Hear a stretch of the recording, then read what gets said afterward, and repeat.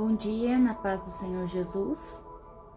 Vamos meditar em 1 Reis, capítulo 17, e versículo 10, que vai nos dizer assim: Então se levantou e se foi a Sarepta. Chegando à porta da cidade, estava ali uma mulher viúva, apanhando lenha. Ele a chamou e lhe disse: Traze-me, peço-te uma vasilha de água para eu beber. No versículo 11, indo ela a buscá-lo, ele a chamou e lhe disse: Traze-me também um bocado de pão na tua mão. Porém ela respondeu: Tão certo como vive o Senhor teu Deus, nada tenho cozido. Há somente um punhado de farinha numa panela e um pouco de azeite numa botija. E vês aqui, apanhei 2 cavacos, vou preparar esse resto de comida para mim e para meu filho. Vamos comer e morrer. E Elias disse: Não temas, vai e faz o que disseste, mas primeiro faze dele para mim um bolo pequeno e traz-me aqui fora. Depois farás para ti mesma e para teu filho. Aqui nós vamos ver que Elias, o tesbita, ao qual ele era conhecido, ele era natural da cidade chamada Tisbe. E nós vamos ver o significado do nome Elias. O Senhor é o meu Deus. Elias, ele foi profeta no reino norte e no reinado de Acabe e do seu filho Acasias.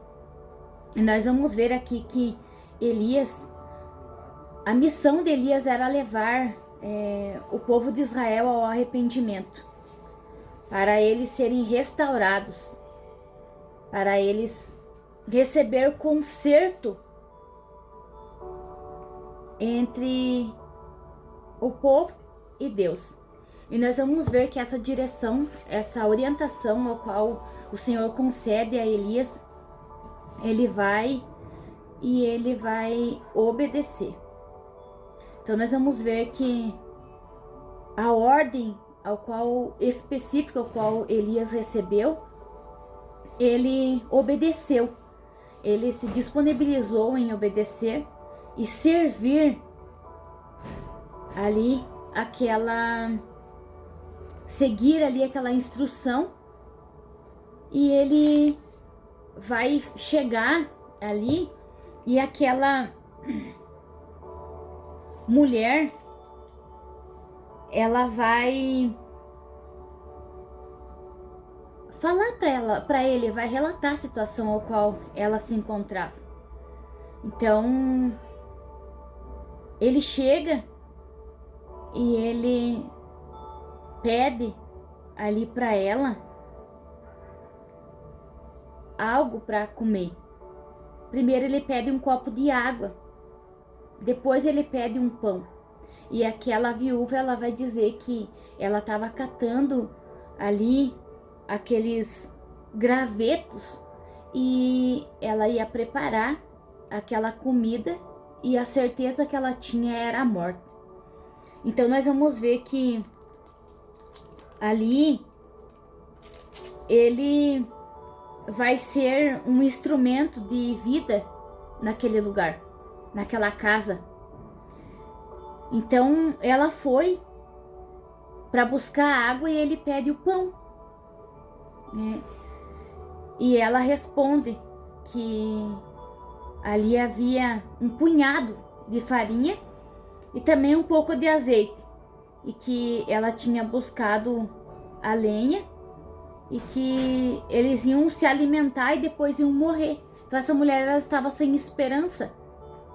E nós vamos ver que Elias, ele vai dizer para ela: Não temas, vai e faze o que disseste, mas primeiro faze dele para mim um bolo pequeno e traze-me aqui fora. Aqui nós vamos ver que Elias, ele é bem específico no propósito ao qual ele estava falando com aquela mulher. E quantas vezes nós não vemos saída nas situações que nós estamos enfrentando. E nós vamos ver que existe um Deus que está no controle da situação ao qual você, nós passamos e precisamos passar para confiar e obedecer a Deus. Então ele vai dizer: não temas.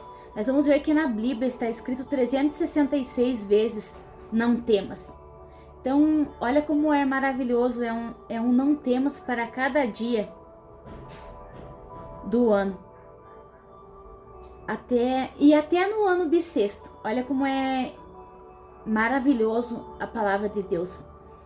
Então, não temas, ele quer dizer não tenha medo, não fique atemorizado. Quantas vezes nós ficamos desanimados, ficamos atemorizados, nós ficamos inquietos e desanimados, mas hoje nós somos convidados a crerem na palavra do Senhor, a obedecer e também a desfrutar do milagre que o Senhor tem para nós nesse dia. Nós vamos ver que ao olhar humano, obedecer essa instrução era desafiadora, porque essa mulher, ela era mãe, e toda mãe, primeiro ela vai ali sustentar, trazer ali o alimento para o seu filho, e se for o único alimento, ela vai dar para o seu filho. E o profeta, ele foi bem claro, que era para ela fazer primeiro para o profeta. Aqui nós vamos ver a lógica de Deus, não é a mesma lógica do homem. Aqui podemos dizer que ela foi sensível à voz do Espírito de Deus. Porque ela poderia dizer, não, mas você está sendo ousado. O que você está me pedindo? A única farinha que eu tenho é essa. E eu vou preparar para o meu filho e nós vamos comer, nós vamos morrer. Não, mas ela se submete ali à instrução ao qual ele passou para ela. E ela recebeu ali a providência de Deus. Porque ela creu no futuro do filho dela obedecendo aquela instrução profética, a qual o profeta Elias estava a instruindo. Então nós sabemos que Deus tem provisão para nossas vidas, quando nós nos disponibilizamos em obedecer. Muitas vezes o obedecer vai nos confrontar nós mesmos, vai nos trazer estabilidade a nós mesmos, mas nós precisamos precisamos confiar e obedecer. Então nós vamos ver que a farinha, ela era um ingrediente principal para o preparo daquele pão. E o pão, ele representa o próprio Cristo.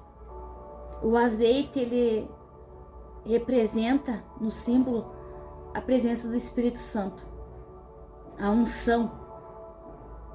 E nós vamos ver que é um ato de fé ao qual ela vai fazer ali. E nas nossas vidas não pode faltar o azeite. E não pode faltar o pão da vida. Nós vamos ver o cumprimento da palavra. Então, nós vamos ver também a morte daquele filho, daquela mulher ali, depois que o milagre acontece, aquele menino veio adoecer. E nós vamos ver que lá no versículo 17 vai nos dizer assim: depois disso adoeceu o filho da mulher, da dona da casa, e a sua doença se agravou tanto que ele morreu. E nós vamos ver que essa mulher, ela vai pegar aquela criança e ela vai levar, ali até a parte de cima do quarto, onde Eliseu se hospedava, e ela vai deixar lá o menino em cima da cama. E nós vamos ver que